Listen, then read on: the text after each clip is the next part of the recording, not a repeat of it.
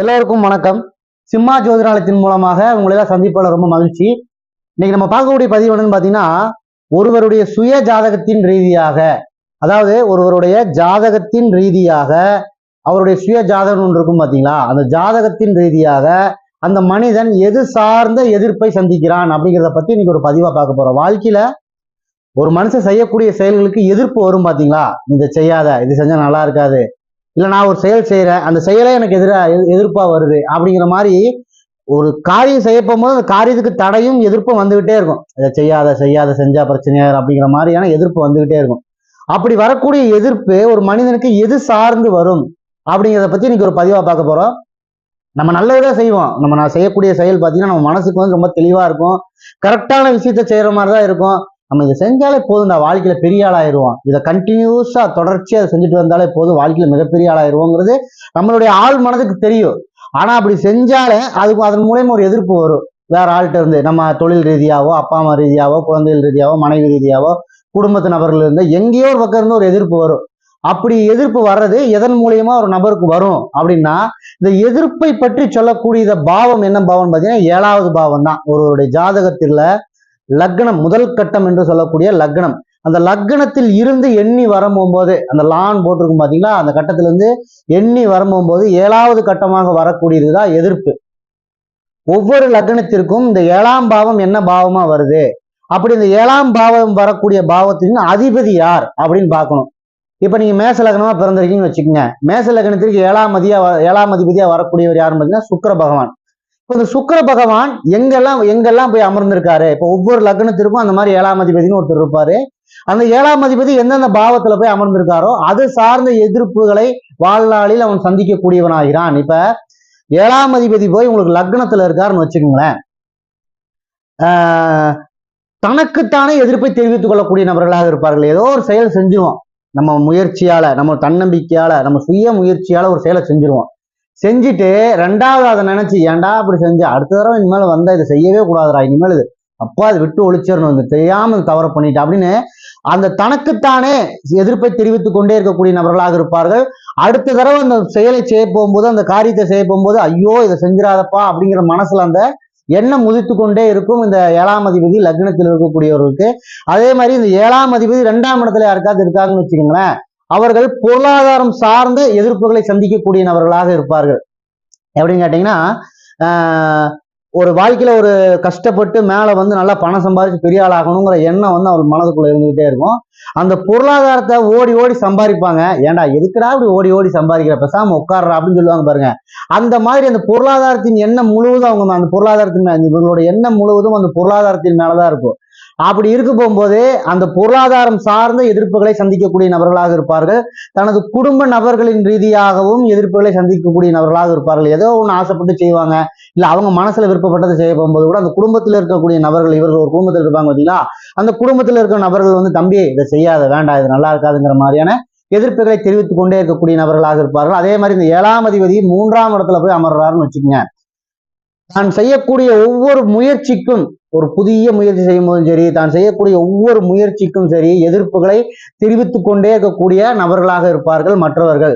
நீங்க ஏதாச்சும் ஒன்று செஞ்சுட்டு இருப்பீங்க, பேசாம இருப்பாங்க, இது ஒன்று புதுசா செஞ்சு பார்க்கலாம், நம்ம மனசுக்கு தோணுது, செஞ்சோம்னா நல்லா இருக்கும். ஒரு ஹோட்டல் கடை வச்சிருப்பாங்க, ஒரு டிஷ் புதுசா செஞ்சு பார்க்கலாங்கன்னு, ஐயோ தம்பியை செஞ்சிடாத, செஞ்சா நஷ்டமாயிரும் அப்படிங்கிற மாதிரியான எதிர்ப்புகளை அனுபவிக்கக்கூடிய நபர்களாக இருப்பார்கள். புதிய முயற்சிகள் செய்யும் போது எதிர்ப்புகளை அனுபவிக்கக்கூடிய நபர்களாக இருப்பார்கள். தனது தம்பி தங்கைகள் யாராவது இருந்தாங்கன்னு வச்சுக்கோங்களேன், தன்னுடைய இளைய சகோதரன் சொல்லக்கூடிய நபர்கள் யாராவது இருந்தாங்கன்னா அவங்களும் வந்து இவங்களை வந்து தம்பி அண்ணன் அதை செய்யாத, அக்கா அதை செய்யாதங்கிற மாதிரியான அந்த எதிர்ப்புகளை அனுபவிக்கக்கூடிய நபர்களாக இருப்பார்கள். அதே மாதிரி தைரியமா எந்த ஒரு காரியத்தையும் இவங்களால செய்ய முடியாது.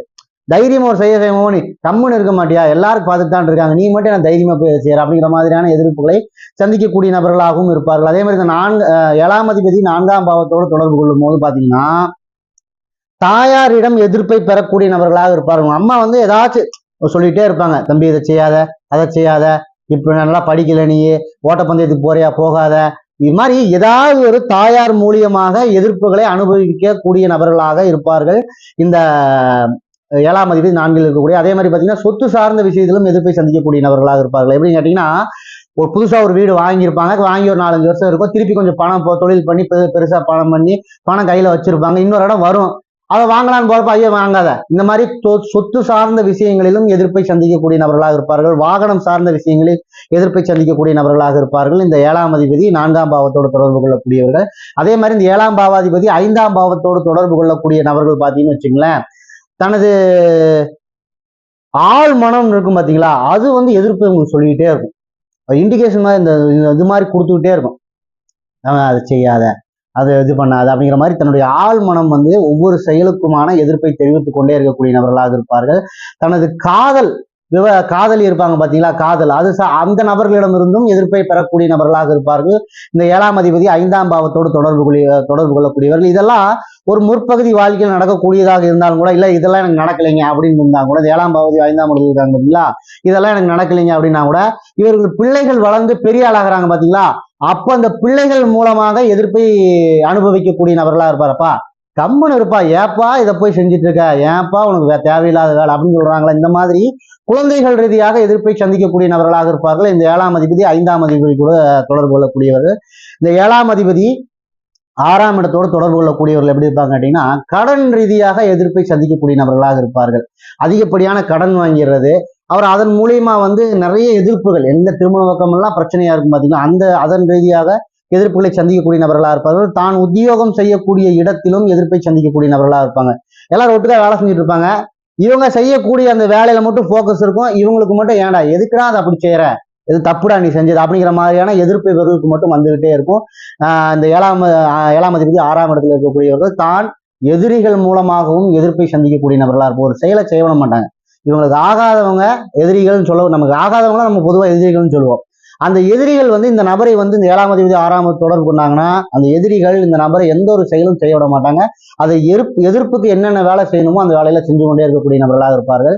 அதே மாதிரி இந்த 7ஆம் அதிபதி 7ஆம் இடத்திலேயே இருக்கக்கூடியவர்கள் கேட்டீங்கன்னு வச்சுங்களேன், தனது மனைவி ரீதியாக எதிர்ப்புகளை சந்திக்கக்கூடிய நபர்களாக இருப்பார்கள். இப்ப கணவன் மனைவி வந்து இருக்க போகும்போது பாத்தீங்கன்னா, ஒரு கணவன் ஒரு செயலை செய்ய போகும்போது அந்த மனைவி போய் ஐயோ இதெல்லாம் செய்யாதீங்க, தேவையில்லாத வேலை செய்யாதீங்க, இப்படி செஞ்சு தப்பாயிரும் அப்படி இப்படின்னு சொல்றது. அதே மாதிரி ஒரு மனைவி ஒரு செயல் செய்ய போகும்போது கணவன் போய் ஆமா கம்முனே இருக்க மாட்டேன், எதுக்கு நான் போனேன், யார் இந்த வேலையை செய்யணும் அப்படிங்கிற மாதிரியான எதிர்ப்புகளை தெரிவிக்கிறது.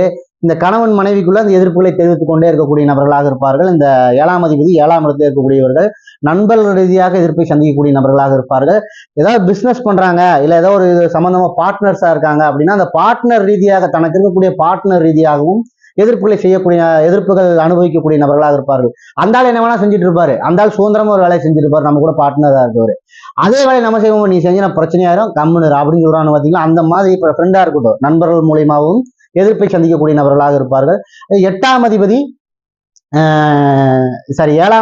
8ல் இருக்கக்கூடியவர்கள் பாத்தீங்கன்னா, தனது தடை சார்ந்த விஷயங்களில் எதிர்ப்பை சந்திக்கக்கூடிய நபர்களாக இருப்பார்கள்.